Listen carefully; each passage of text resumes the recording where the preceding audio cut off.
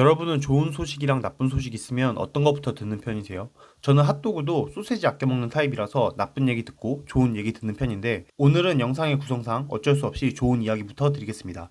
첼시의 전설의 포켓몬 리스 제임스가 복귀하였습니다. 체감상 거의 12,350번쯤 되는 복귀인 것 같은데 여하튼 팀의 주장이 부상해서 복귀하여 어려운 경기인 리버풀과의 원정 경기에 출전하였습니다. 그리고 나쁜 소식은 이미 아시죠? 첼시가 리버풀에게 패배하며 리그 6위로 내려앉았습니다. 오늘은 리버풀과 첼시의 리그 8라운드 리뷰 그리고 첼시가 그동안 애써 외면한 문제들에 대해서 이야기해보겠습니다. 오늘도 변함없이 전술 분석 요런 건 없습니다. 한결같죠?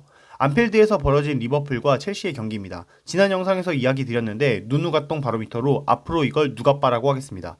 누가빠로 슬롯은 패배했고 맞박이는 비겼으니 맞박이가 근소 우위라서 사실 내심 기대했습니다. 12시 반 경기 보려고 8시부터 자고 일어나서 지는 경기 보는 그 참담한 심정을 아세요? 여하튼 경기는 전반 커티스 존스가 만들어낸 PK골로 1대0 후반 잭슨이 기가 막히게 라인 부수면서 들어가서 만든 골로 1대1 얼마지 않아 살라의 클래스 보여주는 크로스에 분유버프 커존이 공간 찾아들며 결승골 만들어서 2대1로 리버풀이 승리하였습니다. 결과와 별개로 커존 오늘 경기 미쳤는데 아버지는 확실히 위대하다. 영국이나 한국값이나 분유값이 금값이긴 한가보다 싶었습니다. 경기는 이렇게 끝나며 리버풀은 선두 복귀, 첼시는 유로파 딱 복귀했습니다. 생각보다 익숙하고 안정적인 맛에 위치하긴 했는데 9월 이달의 선수와 감독을 보유한 팀이 보여줄 만한 경기는 아니었다 라는 게 총평입니다. 진짜 개빡치는 게 뭔지 아세요? 뭐 제대로 해본 게 있어야지 까든 빨든 할 텐데 리버풀의 압박에 뭐 해보지도 못하고 패배하고 말았습니다. 사실은 이전에 이러다 어쩌면 지읒된다 싶은 포인트들 보이긴 했거든요. 영상에서도 몇 번 이야기했고 그런데 오늘 경기에서 이게 다 드러나 버렸습니다. 이제 외면할 수 없죠. 이번 경기 기준으로 패배한 원인 오답 노트 작성해 보겠습니다. 우선 가장 쉬운 걸로 너무 많은 것을 준비한 마레스카와 심플하게 잘하는 것을 준비한 슬롯의 지략 대결에서 슬롯이 승리했다고 볼 수 있습니다. A매치 브레이크의 여파와 카드 트러블 이슈로 리버풀과 첼시는 그동안 주전 라인업에 일부 변화를 주었습니다. 결과적으로 그중 비슷한 위치의 변화인 리버풀의 컨티스 존스와 첼시의 라비아가 경기력의 차이를 보이며 커존의 판정승을 만들었습니다. 커존 잘하는 건 다른 데서 이야기할 테니까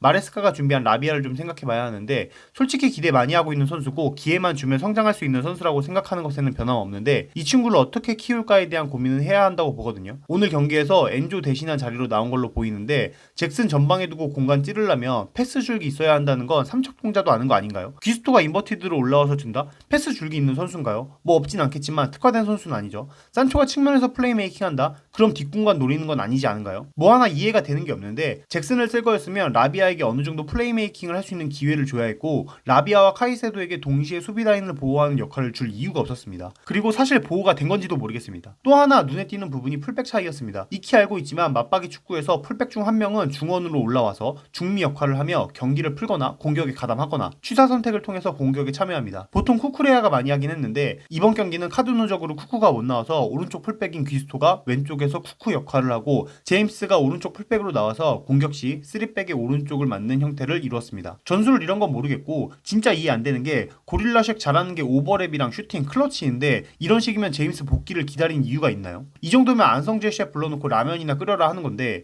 실제로 그런 거 하긴 했더라고요. 재밌게 봤습니다. 여하튼 제임스 장점 죽이고 엄한 귀수도 익숙하지 않은 곳에 둔 건데 이건 뭐 맞박이가 펩한테 명장병이라도 얼마 온 건지 의심이 들었습니다. 그리고 그냥 선수 체급만 봐도 리버풀은 레알 간에 만회하는 아놀드랑 로버트슨이고 첼시는 남의 자리에서 뛰는 귀스토랑 간신히 병상에서 벗어난 고릴라니 매치업 자체부터가 틀려먹었네요. 첼시가 자랑하는 윙어 산초와 마두에케 9월 이달의 선수 파머는 아놀드와 로버트슨에 막혀서 다크템플러 되어버렸습니다. 그리고 마지막으로 클래스의 유무입니다. 첼시의 가장 큰 장점이 뭘까요? 어리죠. 그럼 단점은요? 어려요.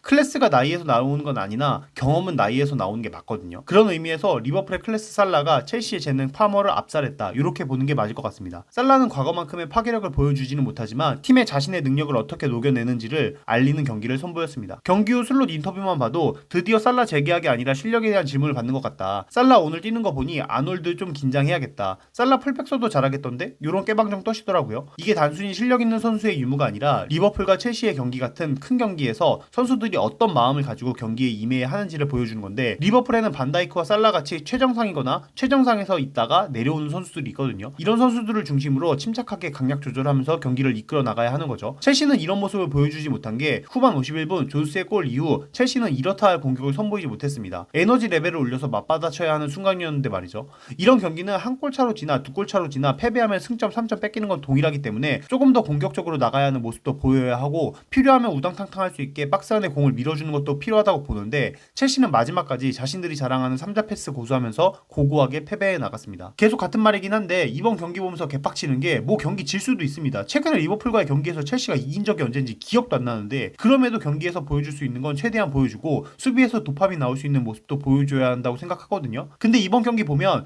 토신이나 코릴이나 이게 진짜 첼시 수비가 맞나 싶었습니다. 하다못해 아이콘 매치에서 까르발류가 더 빡게 많은 것 같던데? 여하튼 경기는 리버풀이 가져갔고 첼시는 그들이 가지고 있는 근본적인 불안, 팀의 리더, 클래스 있는 선수의 부재라는 문제가 점점 수면 위로 올라오고 있는 것으로 보입니다. 그나마 다행인 점은 애들이 지난 시즌보다 좀 커서 서로 PK 차겠다고 나서지는 않으니 팀이 조금씩은 성숙해지고 있다고 봐야겠죠. 첼시는 장기적으로 팀의 리더가 될 수 있는 선수, 클래스를 보유하고 팀의 위닝 멘탈리티를 그라운드에서 끌어낼 수 있는 선수를 찾아야겠습니다. 그리고 너무 첼시 얘기만 한 것 같으니까 다가오는 목요일 새벽 10월 24일 라이프치히와 리버풀의 클럽 더비가 펼쳐집니다. 어제 리버풀 경기하는 거 보니까 경기 볼만 나던데 클럽이라는 서사까지 쌓이고 있는 두 팀의 경기를 지켜보면 재밌을 것 같네요. 여하튼 오늘 영상 여기까지고요. 지금까지 축구지금이었습니다. 감사합니다.